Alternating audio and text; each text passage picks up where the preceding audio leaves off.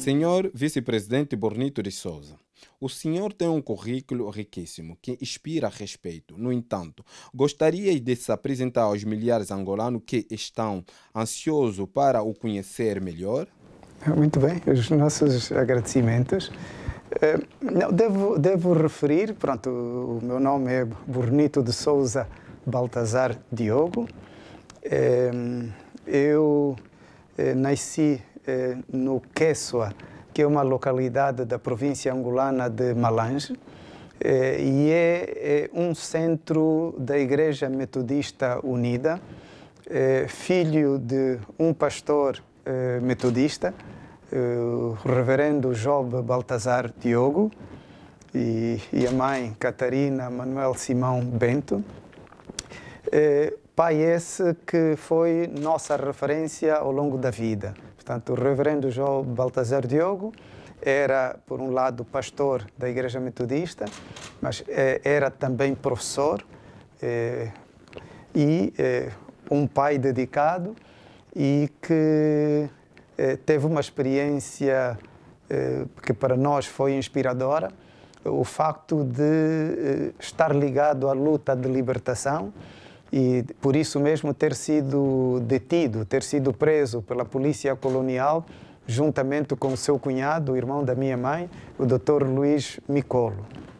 Além disso, o reverendo Job Baltazar Diogo, portanto, teve um papel importante no momento da sua vida, que foi traduzir a Bíblia para a língua nacional quimbundo. Portanto, uma das línguas falada, eu diria, ao longo das províncias que seguem a linha férrea de Luanda, fundamentalmente. Depois, tivemos a nossa infância primeiro no Quechua, onde nascemos, mas logo que ele foi preso e ficou retido na cidade de Luanda, a família, nós com a mãe, fomos transferidos para Luanda. E todo o resto da nossa vida começa então a ser feita em Luanda. E aí, além da vida escolar, que é uma referência, termos estudado no Liceu Nacional Salvador Correia, o liceu onde estudou o primeiro presidente de Angola, Agostinho Neto, onde estudou o presidente José Eduardo dos Santos, e muitas gerações de jovens de vários momentos e que tiveram um papel ativo na luta de libertação. Portanto, envolvemos-nos depois, diríamos, na participação na fase que chamaríamos da luta clandestina, o envolvimento em grupos clandestinos que lutavam em Angola pela libertação nacional. Fruto disso, eu e o meu irmão mais velho, hoje o general Baltazar Diogo Cristóvão, neste momento o embaixador de Angola no Reino de Marrocos, acabamos então, juntamente com outros jovens detidos pela polícia colonial e enviados para o campo de São Nicolau, na província atual do Namibe, província de Moçambique na altura, onde ficamos até o 25 de Abril, até depois do 25 de Abril. Depois disso, com o 25 de Abril, que no fundo foi o golpe de Estado em Portugal, que derrubou o regime fascista em Portugal e proclamou a democracia em Portugal, nós, depois de libertados, juntámos-nos à luta de libertação nacional, mais concretamente ao MPLA, no Congo-Brazzaville, até a altura da independência. Nessa altura também acabamos por ficar envolvidos com as Forças Armadas de Libertação de Angola, na altura as Forças Armadas ligadas na altura ao MPLA, mas que depois constituíram a base para as Forças Armadas angolanas, onde se juntaram elementos vindos de todas as forças políticas, estou a me referir, da UNITA, da FNLA, muito particularmente. Aí fizemos a nossa carreira militar Tivemos também uma carreira no domínio, diríamos, político, em alguma medida, que foi a nossa participação na juventude do MPLA, na JMPLA, onde chegamos a exercer durante algum tempo o cargo de primeiro secretário nacional da JMPLA. Temos depois o quadro ligado a isso, a nível dos cargos que exercemos no próprio MPLA enquanto tal, desde diretor do Departamento de Organização, como secretário em várias áreas, organização, relações internacionais e a participação nos órgãos de decisão do próprio MPLA. Quero me referir concretamente ao Comitê Central e ao Bureau Político. Também demos a nossa contribuição enquanto deputados.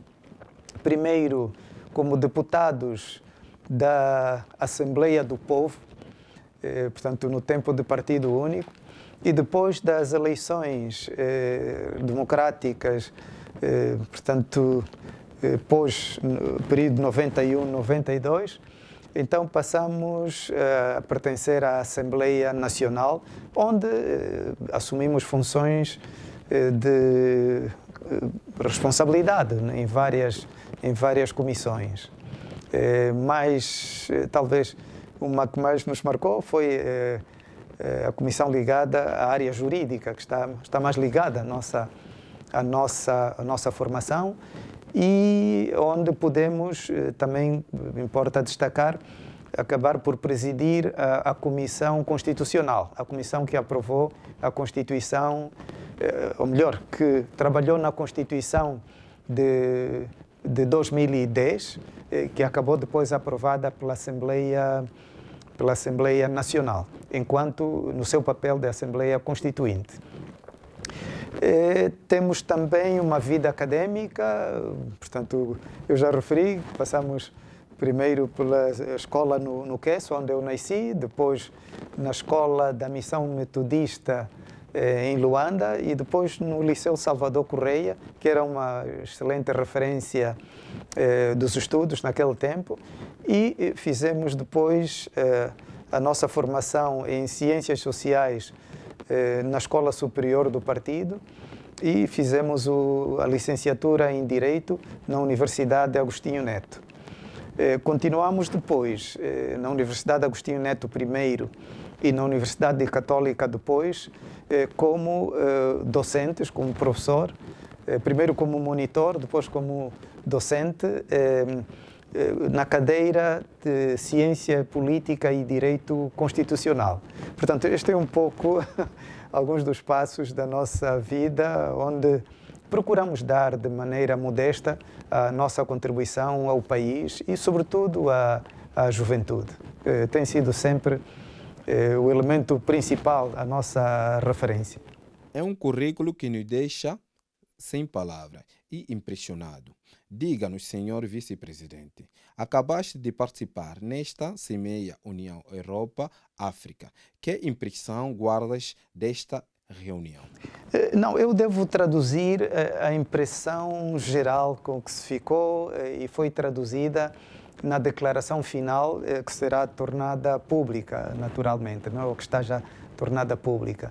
Mas houve um sentimento da parte, quer da União Europeia como da parte da União Africana, e estou a me referir aos chefes de Estado e do Governo que participaram na Cimeira, um sentimento de que esta sexta Cimeira representou um momento novo no relacionamento entre os dois conjuntos continentais.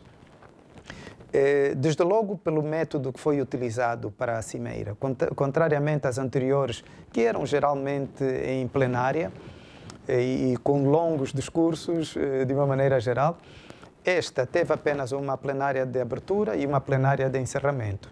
Os restantes assuntos foram discutidos em grupos temáticos, em painéis temáticos, que puderam aprofundar com detalhe cada uma das questões importantes da relação entre os dois grupos continentais e da nova parceria que se pretende.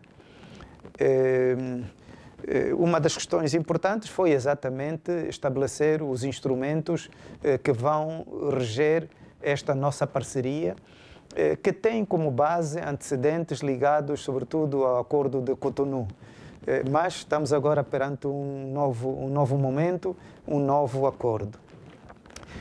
Foi prestada uma grande atenção ao problema da saúde, que está ligado à questão da Covid agora, e ligado a isso, não só a preocupação de continuar a vacinação a nível do continente africano, mas também criarem-se condições para a produção das vacinas a nível do próprio continente africano, a par da transferência de know-how, do conhecimento e mesmo de alguns direitos, digamos assim, ligados à produção das vacinas.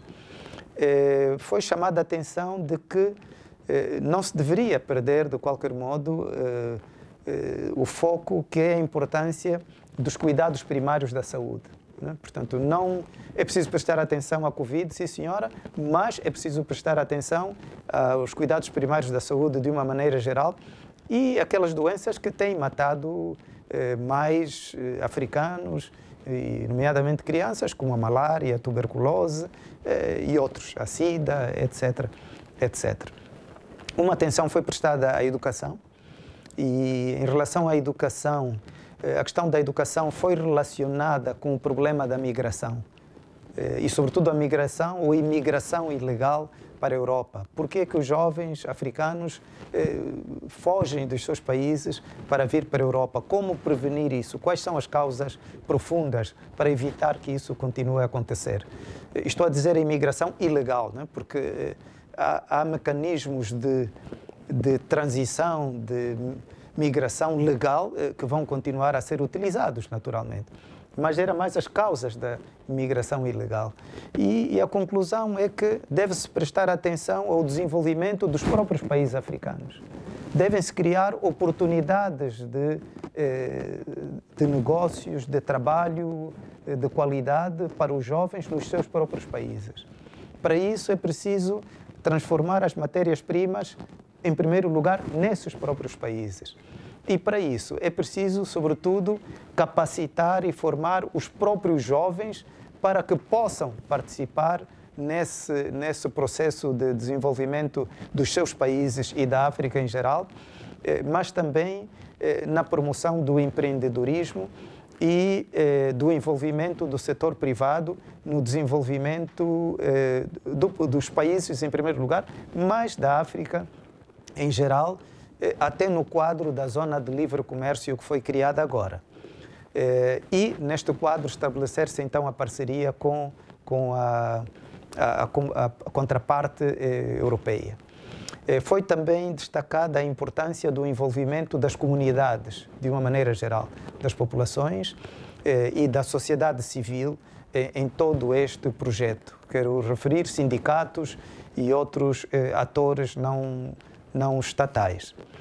Portanto, saiu-se com o sentido de que terá valido a pena e, para isso, foram criados alguns mecanismos para controlar, monitorar a implementação e aplicação das decisões que foram acordadas.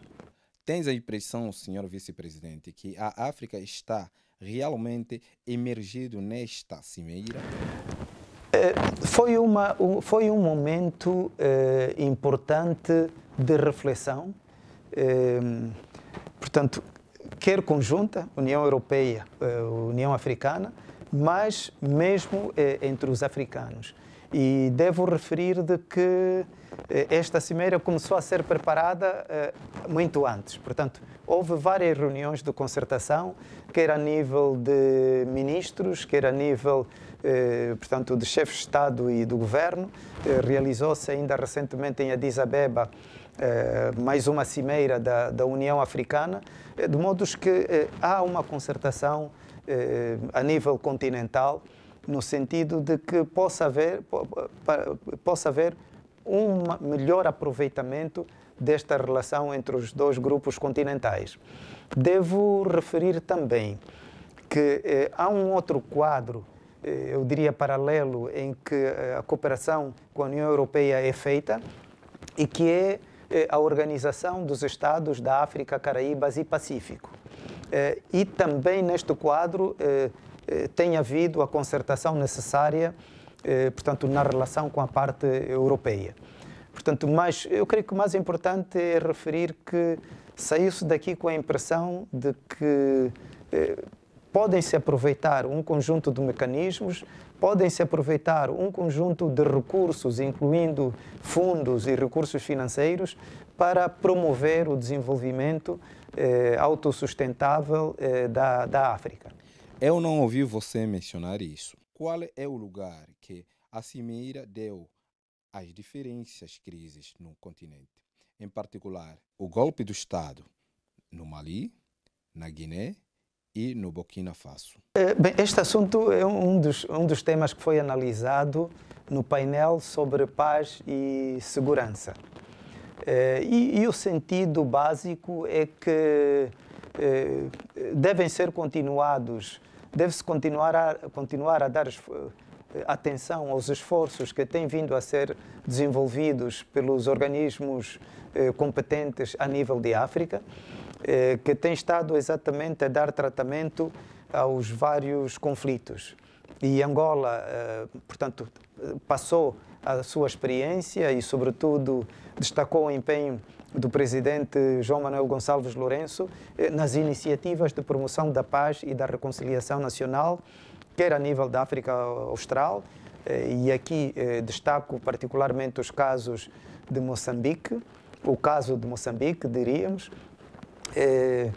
algumas situações, às vezes, no Lesoto, mas, sobretudo, na região dos Grandes Lagos e até, diríamos, as iniciativas que foram tomadas no sentido de reconciliar o relacionamento entre os estados do Ruanda e do Uganda, que tinham alguma dificuldade e não estão totalmente resolvidos a nível das suas fronteiras, mas também, e naturalmente, se debruçou sobre, portanto, esses casos como é que vamos dizer, esses casos de destituição de governos legítimos por vias inconstitucionais. A nível da própria União Africana, foi, aliás, aprovada em Addis Abeba a realização de uma cimeira que vai ter lugar dentro de algum tempo em Malabo, na Guiné Equatorial, para discutir exatamente o problema do terrorismo em África, o fenómeno do terrorismo e exatamente os golpes de Estado, ou seja, a tendência que está a haver em alguns países de derrubar governos legítimos por vias inconstitucionais. Também, no quadro da reunião, foram feitos alguns acertos sobre como e que medidas devem ser tomadas no futuro entre a União Africana e a União Europeia na cooperação para a resolução destes conflitos, procurando identificar as causas para exatamente diminuir a sua continuidade. Devo talvez destacar uma intervenção do presidente Al-Sisi do Egito, que chamou a atenção para o facto de grande parte dos grupos que estão na base de alguma desestabilização da África e particularmente do Sahel terem resultado, sobretudo, da desestabilização que surgiu com as ações ocidentais que foram feitas contra a Líbia. Portanto, no fundo, a destruição da Líbia criou aí um foco que tem permitido vários grupos desestabilizarem vários países, sobretudo do Sahel, mas, ao mesmo tempo, portanto, criou um quadro que tem feito um corredor, digamos assim, da fuga de jovens e não só, portanto, rumo à Europa. Excelência, senhor vice-presidente, gostaria de falar sobre a política interna. você poderia nos dizer, em poucas palavras, sobre a sua família política, o MPLA? Muito bem. Não, o MPLA, o partido MPLA é, neste momento, como sabem, o partido, portanto, que está, digamos assim, que tem a governação, é o partido maioritário a nível do Parlamento, e por esta via, portanto, é o partido que tem a governação em Angola, sob a liderança de Sua Excelência o Presidente João Manuel Gonçalves Lourenço, que é o Presidente da República, por ter sido eleito, portanto, nas eleições de 2017, mas é também o Presidente do partido MPLA. Aliás, não é caso único. Nos vários outros países, geralmente o chefe do governo é o líder do partido mais votado, né? E aí também é assim.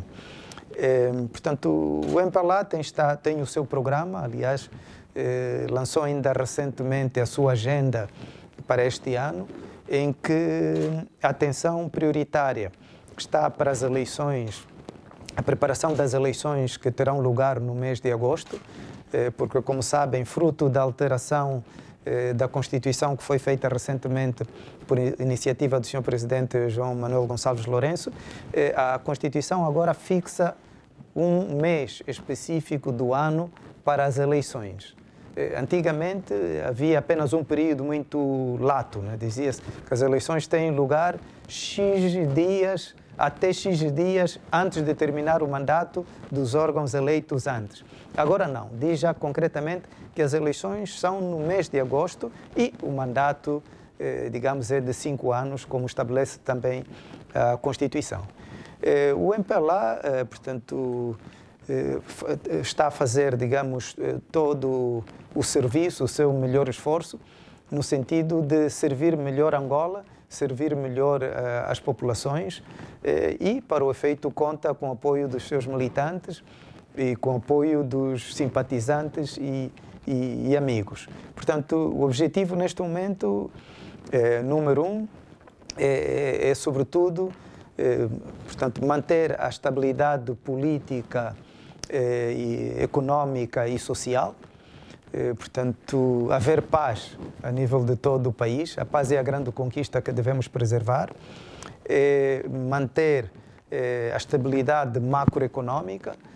Os grandes índices macroeconómicos, apesar das dificuldades, foram criadas sobretudo agora pela Covid-19 e, sobretudo, criar as condições para o bem-estar das populações, dos cidadãos, nomeadamente através de um grande esforço que estão a acompanhar no setor da saúde, por exemplo, um grande esforço no setor da educação, no setor da proteção social, portanto, apoio aos grupos e populações mais vulneráveis, e na questão da diversificação da economia. Portanto, como sabem, a nossa economia é muito dependente do petróleo, mas não podemos continuar toda a vida assim, até porque estamos nesse momento a fazer a transição energética, que foi um assunto que foi visto também aqui na Cimeira, para as energias renováveis. Então não podemos contar com petróleo só durante muito tempo. E haja um esforço significativo que está a ser feito a nível da agricultura, a nível de outros recursos minerais para além dos diamantes, portanto, no fundo, identificar outras áreas que possam promover o desenvolvimento da economia sem que seja o petróleo. Uma dessas áreas, por exemplo, só para terminar esse detalhe, uma dessas áreas, por exemplo, é o turismo. Angola tem um grande potencial turístico e, como sabem, o turismo é uma das indústrias que mais cria empregos a nível mundial e mesmo, apesar de algumas dificuldades, mesmo em fase de crise Covid, o turismo mantém o seu potencial de criação de empregos. Portanto, esta é uma das áreas em que se está a prestar atenção e, sobretudo, tendo em vista a juventude e tendo em vista a mulher. Portanto, a juventude em número significativo, não só em Angola, mas de uma maneira geral em África. Basta ver que a média de idade em África são 20 anos, portanto, quando na Europa são cerca de 40, 42 anos, mais ou menos. E prestarmos atenção também à mulher. A mulher, que no caso de Angola, portanto, são a maioria, representam cerca de 52% da população angolana. Na mesma linha, Excelência, Senhor Vice-Presidente, que programa está a aplicar no MPLA para encorajar os jovens a aderirem massivamente ao seu partido? Sim, aqui podemos ver talvez duas questões. Portanto, a nível do partido MPLA, o MPLA tem um programa no sentido de conquistar jovens para as suas fileiras. Portanto, e para isso faz todo um trabalho que começa antes através da sua organização juvenil, a JMPLA. Portanto, procura explicar aos jovens e, sobretudo, aos estudantes, portanto, a sua política, as suas linhas de atuação para atrair esses jovens para as fileiras do MPLA. Por outro lado, a nível do Estado, existem programas específicos para a juventude. Existe um ministério que atende esta área, que é o Ministério da Juventude e Desportos, mas existe mesmo um programa de governação ligado à questão da juventude. Excelência, Senhor Vice-Presidente, desta vez eu vou fazer-lhe uma pergunta irritante. Como você vê as próximas eleições? Conseguiria o MPLA ganhar as eleições marcadas para o próximo mês de agosto em Angola?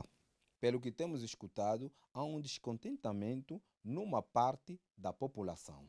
Sim, o que devo dizer, todos os partidos, eu não acredito que haja um partido, se calhar até um partido que tenha só 2 militantes, sempre procura, ou pelo menos diz que vai ganhar, né?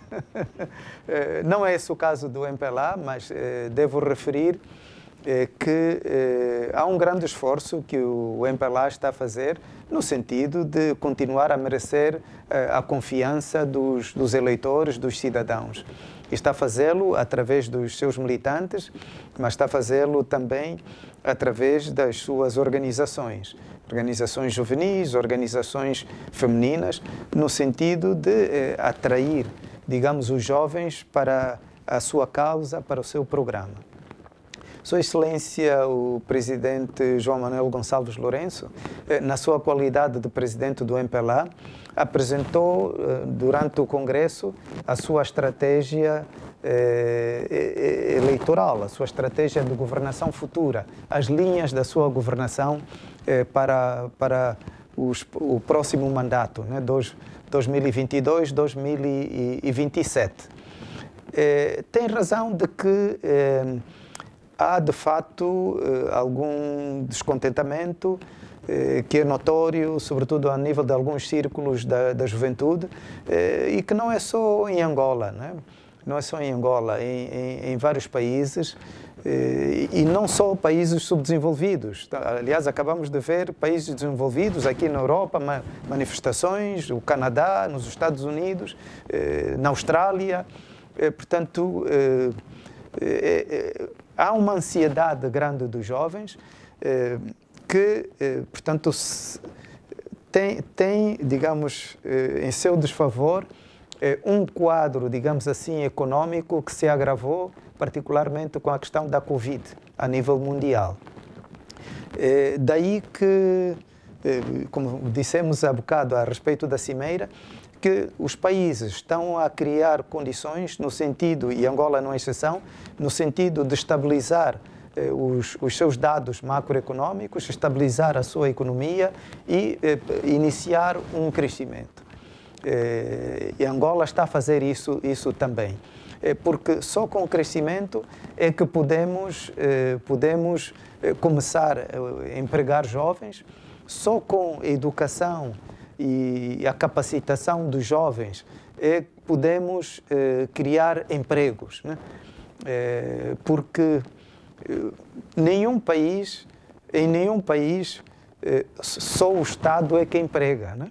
Portanto, é preciso criar um quadro em que os jovens, os cidadãos, possam ter eles próprios várias outras iniciativas no quadro de empreendedorismo, criar condições para que a sociedade civil possa ter oportunidades de trabalho e, sobretudo, um maior envolvimento do setor privado nos vários ramos de atividade. Portanto, é o desenvolvimento destas várias áreas é que pode criar o emprego, porque esta é a questão fundamental do descontentamento. É, sobretudo, a questão ligada ao desemprego ou à falta de empregos. Portanto, o MPLA está a fazer um esforço no sentido de suprir este quadro e está a fazer um esforço no sentido de ir de encontro aos anseios das populações em geral, mas da juventude em particular. Quanto aos resultados, portanto, os eleitores decidem. Acabamos de ver em Portugal, por exemplo, as eleições em Portugal, quando toda a gente dizia que, portanto, havia de haver uma grande dispersão de votos pelos vários partidos, viram que aconteceu de repente uma coisa que ninguém já esperava, né? Portanto, o partido que estava a governar já há 2 mandatos, que teve uma maioria significativa. Portanto, quem tem a última palavra é o cidadão eleitor, é o povo angolano. A palavra final pertence, como o senhor bem disse, aos eleitores. Voltando à Semeira. Anteriormente, o senhor falou do conflito Uganda e Ruanda. Qual é a política de Angola para com os seus vizinhos nesta região bastante intenso? Não, em relação aos vizinhos de Angola, portanto, as relações de uma maneira geral são boas, eu diria até que são excelentes, não tem havido dificuldades de maior. E quando surgem algumas questões, elas têm sido tratadas no quadro dos mecanismos bilaterais ou multilaterais que estão criados, né? Portanto, este é o quadro que tem sido levado em consideração. Mas, de uma maneira geral, a relação entre Angola e os seus vizinhos é muito boa. Senhor Vice-Presidente, tenho uma última palavra para a diáspora angolana. Muito bem. A Constituição tem um artigo 86, que faz referência exatamente à importância que o Estado deve dar à ligação com as comunidades angolanas que vivem fora do país, que estão no exterior. E até vai mais longe. No quadro da União Africana, portanto, estão criadas 5 regiões em África. África do Norte, do Oeste, do Leste, África Central e África Austral. Mas a União Africana tem a 6ª região, que é, no fundo, a diáspora africana pelo mundo e, sobretudo, os afrodescendentes, particularmente nas Américas e mesmo alguns aqui na Europa. Portanto, em relação à diáspora angolana, portanto, o apelo que nós fazemos é de manterem-se organizados, como de uma maneira geral têm Estado, manterem a ligação com o país, e hoje já é mais fácil de várias formas, né? Não só pela relação que possam ter com familiares que estão em Angola ou com pessoas amigas que estão em Angola, mas hoje, através dos meios de comunicação, incluindo angolanos, TPA, Zimbo, outros órgãos de comunicação, rádios, que hoje podem ser ouvidos a nível de meios digitais. Portanto, hoje é possível estar em contato quase com o país, mesmo estando cá fora. Sempre que puderem, acho que devem visitar o país, é muito bom. Mantenham uma ligação com a embaixada mais próxima do local em que estejam e, sobretudo, mantenham viva a cultura e e aquilo que é a nossa tradição, né? O sentimento de angolanidade, de unidade entre os angolanos. Esse é o apelo que nós fazemos. Excelência, aqui está o nosso agradecimento em nome de toda a equipa África e Europa, pelo este momento que nós passamos junto. Obrigado. Ok. Bien, je vous remercie aussi. Enchanté. Nous sommes là, à l'Angola.